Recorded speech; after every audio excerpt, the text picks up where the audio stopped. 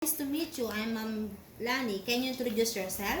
Hi, ma'am, sir. I'm Christine Jaira Sol. I live in Barangay Daungan, Pagbilao, Quezon. I am 38 years old and I am single mom with 4 kids. One boy, 19 years old, and girl, 13 years old. And the other one, girl, again, 10 years old, and the other one is, my youngest is 2 years old. So you are not a married. You're a single mom. I have husband, but You're not died married. years Sis, ago. okay. So how many hours is from your residence to Manila? 6 hours. So do you have any tattoo? Yes, ma'am? Do you have a tattoo? No, I don't have. Okay. Why do you want to look for a job in Hong Kong? I want to help my father and then my kids also. So if you work in Hong Kong, who helps take care of your children in the Philippines? My mother. So how long do you want to stay and work in Hong Kong? Until my employer is Wants you to me stay? Stay. And if they need more to renew your contract, Yes. right?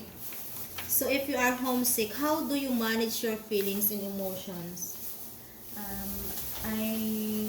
I work harder to make myself busy, and then after my work, I call my family.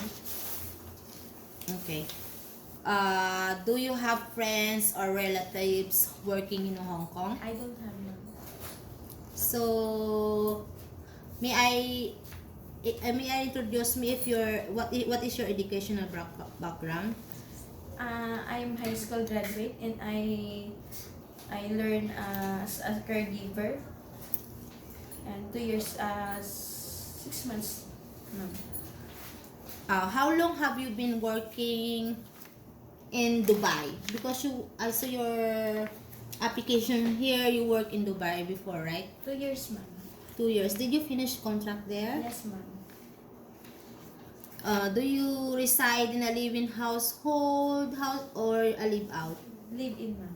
Live-in. So, how many individuals are they, your employer's family? 4, ma'am. My baba, my madam, and 4 kids. They are all adults. Yes, ma'am. So, what is the size of your employer's family? Bilya, ma'am. Bilya's a big one, right? Yes. So, are you alone there? No. Oh. We have two maids. Two maids.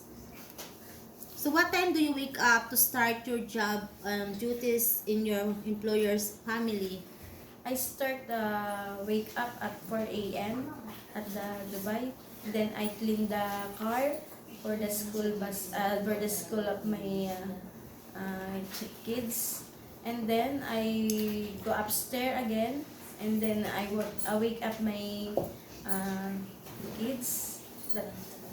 And then I change the clothes and wash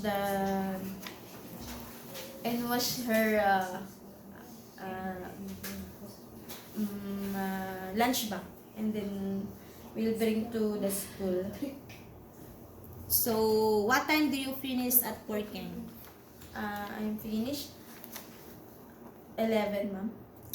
11 a.m. At night, p.m. 11. at night.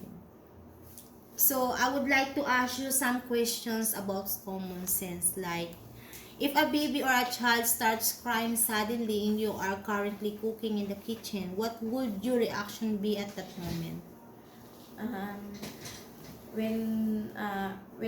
If I in the kitchen, I will close the stove, and then I will go to the room of my kids, and then I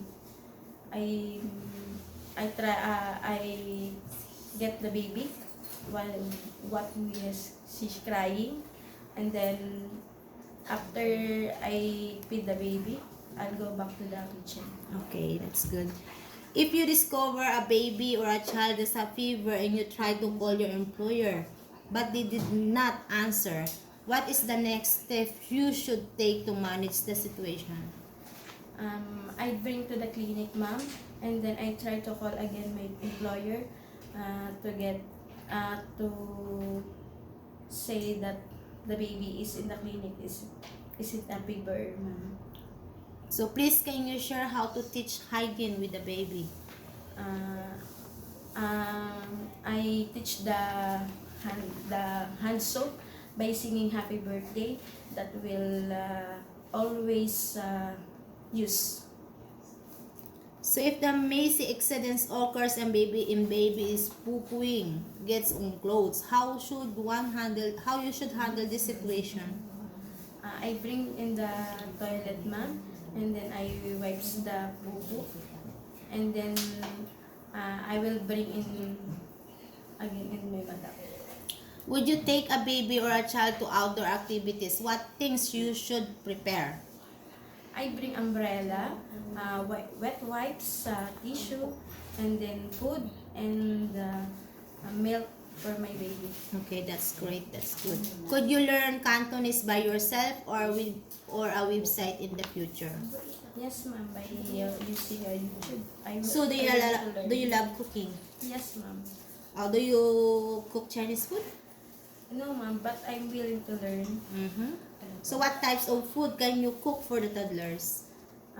I will ask my madam if the baby is have allergy, and then I will cook her favorite food, ma'am. So if the baby while they are in a nappy or is sleeping, how you should handle this situation? I will call my madam if the baby is sleeping and He needs to feed. needs to feed. So if you need to share a room with a baby or a child, you might wake up in the middle of the night. Is okay with you? Yes, ma'am. With share with the baby in the room? Yes, ma'am. Okay. How now that you have a children, can you show me how to birth comfortably with a gentle patting or rubbing scaled over step? Yes, ma'am.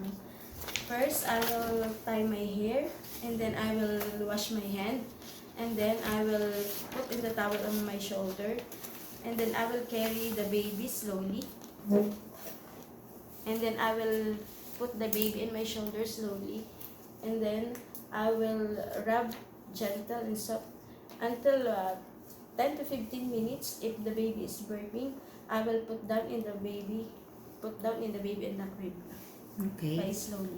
Okay. Could you sing one or two songs for the baby or children in front of the camera? Yes, ma'am. Johnny, Johnny, yes, Papa. Eating sugar, no, Papa. Telling lies, no, Papa. Open your mouth, ha, ha, ha. Okay. Thank you. Could you read a part of the storybook in front of the camera? Yes, ma'am. Light at the riverbank. Two brown noses twinkle inside the hole. Then a head came out. It was a water rat. If it's acceptable for you, if the employer cannot give you a day off on a weekend, Yes, ma'am. and they ask you to work on your holiday or like some Sundays, and they are willing to pay you extra money, it's okay with you? Yes, ma'am. So this is the situation. If a grandmother gives you a work instruction that different from your employer's request, how should you follow up and or how to handle the situation? First, I will call my madam for respect my her grandparents, and then I tell to my madam her follow instruction to her kids, and then I will follow the rules, ma'am. Okay. So if there's any message you would like to say to your future employer in Hong Kong in front of the camera? Yes, ma'am. Hi, ma'am, sir. I'm Christine Jaira Sol, and if you choose me, ma'am, I will do my best to work, and I will do my best to make to make you feel better for me. Yes, I thank you. Okay. See you in Hong Kong. Thank you.